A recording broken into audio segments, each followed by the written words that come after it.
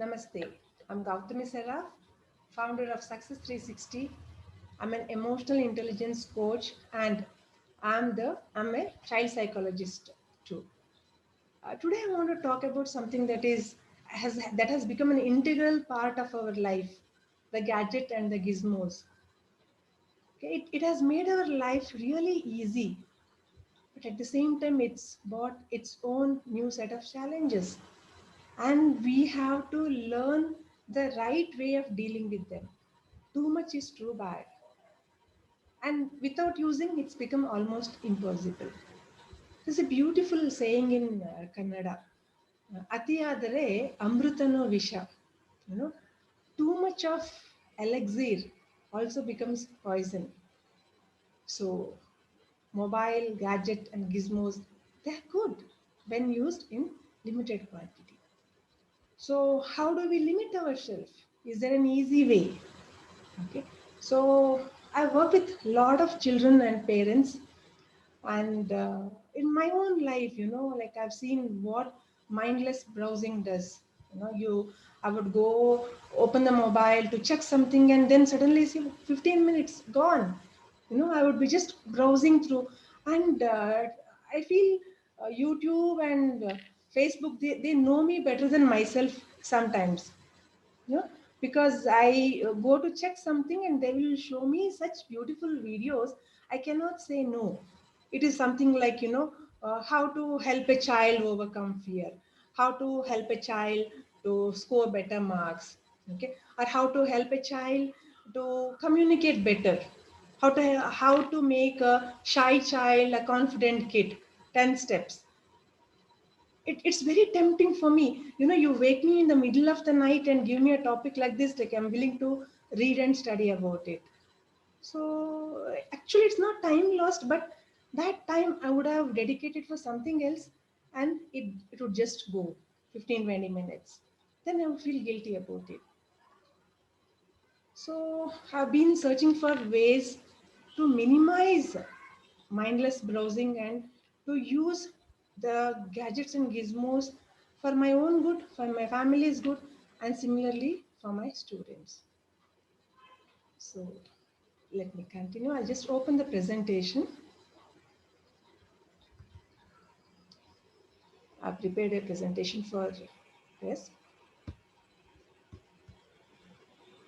1 minute. Yeah. Okay. So the digital world, yesterday, today, and tomorrow. So how was yesterday?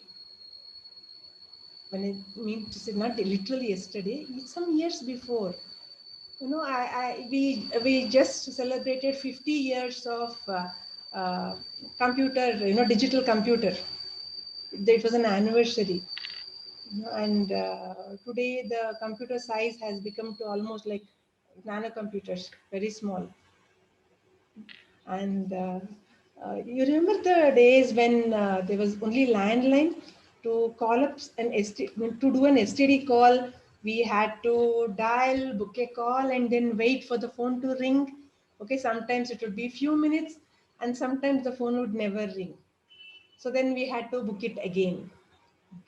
So from there to carrying the phone in the pocket, it's been a long journey, and the computer has moved into the mobile. The cameras have moved into the mobile. There are a lot many things which are going to move into mobile soon. And tomorrow is bright. And recently, I was watching an advertise where it's from a serial, I guess, a clipping from a serial, where a girl, she goes and gets a surgery done, and she becomes a part of the phone. Like she holds like this and talks to the phone. The fingertips has sensors, and she can dial. There's voice recognition. Okay, so her mother is terrified. That may be the reality in years to come. What is right or wrong is the second question, but digitization, the mobiles, the gadgets are here to stay. When I say addictions, like I usually feel people saying that I usually see people think, no, no, no, no, I am not addicted. Okay? All of us feel like that, but in reality, majority of us are addicted. When I started to do digital detoxing, in a month I started to stop using for mobile a few days, and in an year I started to stop using mobile for a week or so. It was very difficult. The first day is though, like, I just wanted to forget all the rules I've set for myself, just go and grab the phone. If this is not addiction, what else is? Addiction is something like you crave for that thing. Without that, you start to feel abnormal, you start to feel a part of you is lost. Okay, so, and majority of us are addicted to mobiles. That's the reality. Okay, so now comes, we can either change or pay the price. It's up to us. Okay, and I feel, at least for the sake of our children, we need to change. What do you say? So how to change is a really really big topic, but I thought, let me simplify it and give it in few steps. So I compiled this list, so let's go through.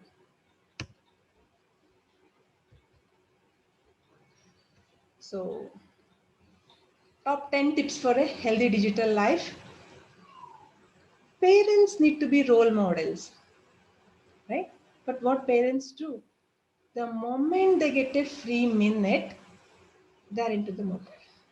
Okay, it may be work related or may not be, but they're on the mobile. So what is the child doing? Children are watching. They want to do the same thing. But when they do the same thing, what do we say? Put the mobile away, right? So we as parents and teachers, we need to change first. There is a concept called imprinting. Have you seen these baby ducklings or baby chicks? When they're very small, right? As soon as they hatch, they just want to follow whatever is moving around. Okay, so they just follow, run around. Similarly, human babies are also programmed to follow adults. So when whatever we do, they also try to do. So we need to be more watchful on our actions and words. Stop mindless browsing.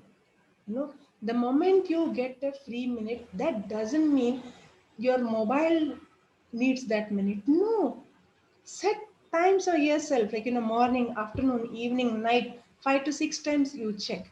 Are there, okay, there are some days when office work is important. Okay, so we need to check the mobile frequently. Okay, that day fine, that week fine. But then tell your people that, let them call you if it's an immediate need and not message and wait for you. Okay, so no mobiles in bedroom and bathroom. So bedroom and bathroom have their own purpose. Okay, so no mobiles there. Okay, some of us have been, if at all you're working from home and you don't have a separate area, space, or room to work, and you might be using the bedroom. But once you finish the office work, let the phone move to the hall. The phone does not belong in bedroom. Alarm. Alarm, please buy a physical alarm. Okay, and the best thing is not to use alarm. My parents never used alarm unless we had to travel, get up and get ready and travel at an odd hour like 4 o'clock or something like that. Even then, many times they wouldn't keep the alarm, they would simply get up. My grandparents never used alarm, and even we don't need to use alarm every day.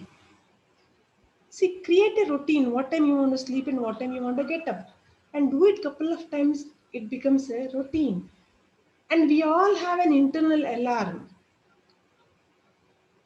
Yeah, true. So if you tell your mind that, okay, I want to get up at 5 a.m. in the morning, most of the days you will. Okay. So bathroom, go, finish whatever you are supposed to do there, or for whatever reason you go there, and come out. Please don't take the mobile and spend minutes to hours over there. So the fourth point would be differentiate between leisure activities and educational or work activities. Okay, how much of time do you want to spend on your work activities? How much on leisure activities? Don't merge.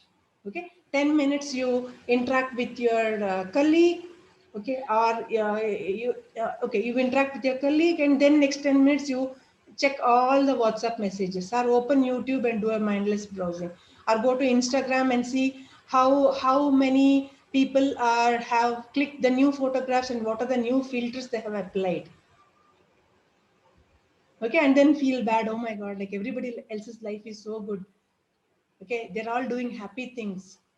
We don't post something which is not nice on Instagram or Facebook, right? We always want to show the best of us. Nothing wrong in that, but we need to remember, when see what happens is, when you go to Facebook and start browsing, you will be seeing only good things. Good thing one, good thing two, good thing three. Somebody got a trophy, somebody got a medal, somebody got something. Subconsciously you will start to feel, oh my god, they have got so many good things, what am I doing? It's very natural to feel like that.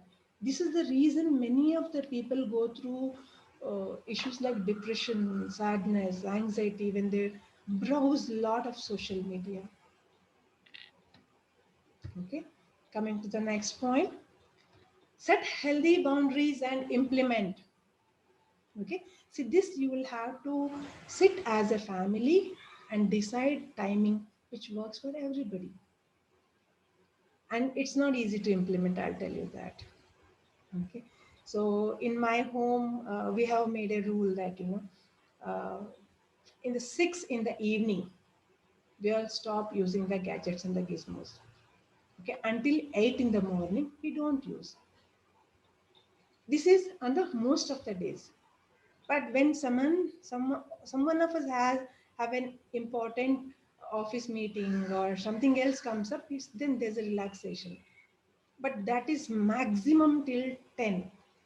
After 10 in the night, all the phones are switched off, all the gadgets are switched off, and I'm the collector. Okay, I have a huge bag. I collect everything, keep it with me, and only return it in the morning. Okay. And we have one mobile which is on all the time. It's a basic mobile. So the family and the close friends will have that number. In case of an emergency, they call us on that particular number. To implement this, it's not been easy. Okay, especially the night time, right? Though I have said 6 o'clock, so 6 to 10, like there's still a bit of push and pull going on, but I'm sure we'll settle somewhere. Okay, and then list of consequences for not following the guidelines. No. In case if somebody breaks the rule, then what? What is the consequence if a child breaks a rule? What's the consequence if an adult breaks a rule? Right? There should be some simple consequence. It's up to you what consequence you list, but it has to be there. Only then you will follow. If the traffic police say, "Ayo, ivat bandina signal jump madidra parvagilla bidi." It is, if the traffic cop says it's okay, you jump the signal today one day, it's okay. You just leave it. It's okay. Happens. No, everybody will do that, right? So there has to be a consequence. So work on that. Privacy. I hear this, especially with the teenagers, like, they feel that the mobile is the most um, personal thing. They don't want to share the password. They want to do some browsing and discussions and chats. in the rooms where the doors are closed. But I keep asking my students, where is the privacy in the digital world? You might be hiding things from your parents. Okay, excuse me. But in the actual digital world, the whole world knows what you're doing and what you're chatting. And many a times I see the eyes becoming like this. Okay, so then I explain to them about digital footprint. Okay, I explain how they have been being monitored, like every activity, to the point that if they take the mobile, go out around in the car, they can be monitored, like they traveled in a car, where exactly they stopped, when did they get down, where did they go, and how, when did they get back into the car. Everything is monitored. Okay, so when things like this are monitored, where is the privacy? So I personally believe, and even I say the same thing to the parents of my students, that the gadgets, the gizmos, the phone, everything is the property of the parents. So you have given them to use, but that doesn't become theirs. See, each family can make their own rules. But what I feel appropriate is this, keeping them as the properties of the parents. Children will use it. Okay, and no using phones, gadgets behind the closed doors. It has to be charged in the common point. Okay, and while using it, no closing the doors or locking. Parents are allowed to walk in, and all the passwords have to be shared with the parents. And if they change the password, before changing they have to inform, and then only change. See, this implementing this is not going to be easy. Children are going to resist. There have been uh, cases of violence when parents have said no to mobile. Okay, I've heard stories about children harming themselves when parents have said no to mobile. Okay, so why does this happen? Because children have started to treat the mobiles and gadgets as a part of them. So you remove a part of them, definitely it hurts. Okay, and so this has to be done very diplomatically, gently, and with lots and lots of love. I repeat.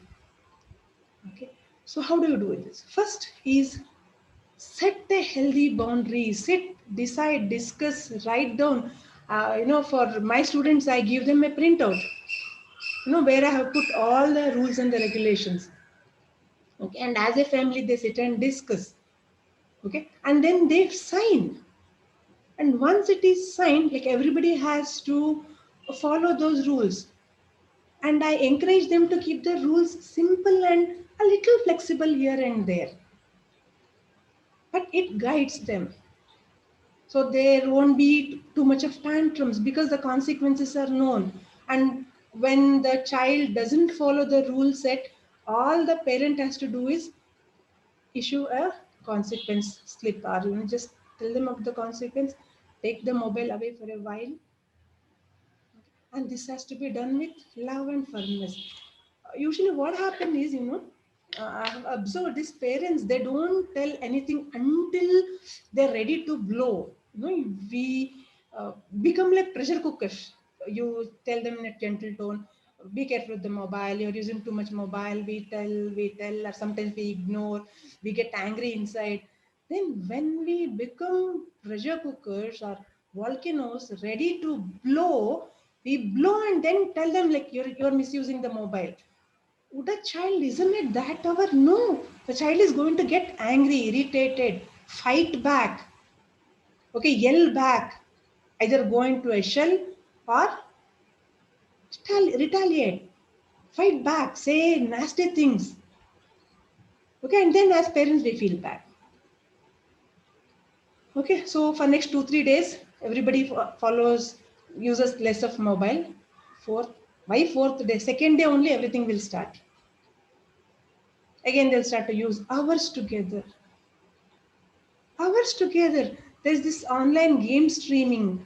Right? One of my student, like, he was telling me, ma'am, this streaming is there. So I just logged along with him and saw few accounts.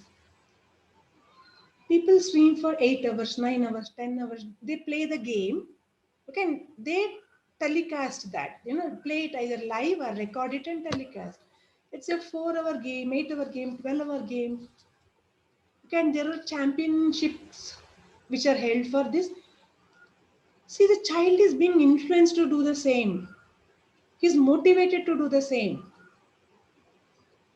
And when that is happening, it's difficult to pull children back from that. So be careful. Be aware of what your child is browsing. Uh, See, in the physical world, would we allow our children to go into any place they want? Even when they're adults, we would restrict them from going to certain places, right? Which we know that it is dangerous, or it is like a lot of unwanted activities are happening. So we wouldn't allow them to go there, right? In the digital world, there are a lot of dark corners, dark areas, dark domains, and dark whatnot. So it's our duty as parents and teachers to see to it that children don't go there. Even a child who is teenager, 16, 17, 18, 19, they all need guidance.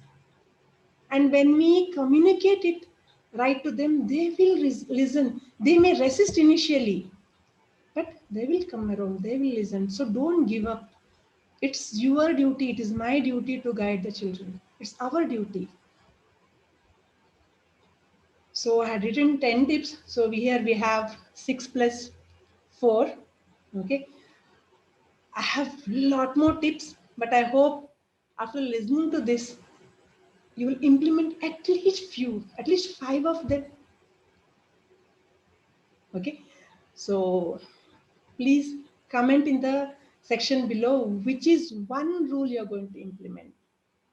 Okay, if one of you implement one rule, I'll think it's worth of my time to create this presentation and share it with you all. Okay, what next? I conduct a free webinar called 6 Steps to Empower Your Children to Become Their Best. Now, we all want our kids to be happy, healthy, prosperous, successful. But are we doing the right thing? And childhood is a small window of time. Are we utilizing it right? So in this webinar, I'll teach you 6 steps. When followed, it's guaranteed that children will become successful. So if you're interested, please register. Then I have created a guide which is disciplining children with love. How to set healthy boundaries and how to implement them. The way our parents disciplined us doesn't work now. I learned it the hard way. So I've simplified it for you. So please go ahead, download the file and read it. And I have a parenting group where I discuss all the key topics needed to raise this generation into successful human beings. My personal goal is to empower 10 lakh children to become their best, and this is my way of reaching out. Thank you. See you all in my next video. Take care.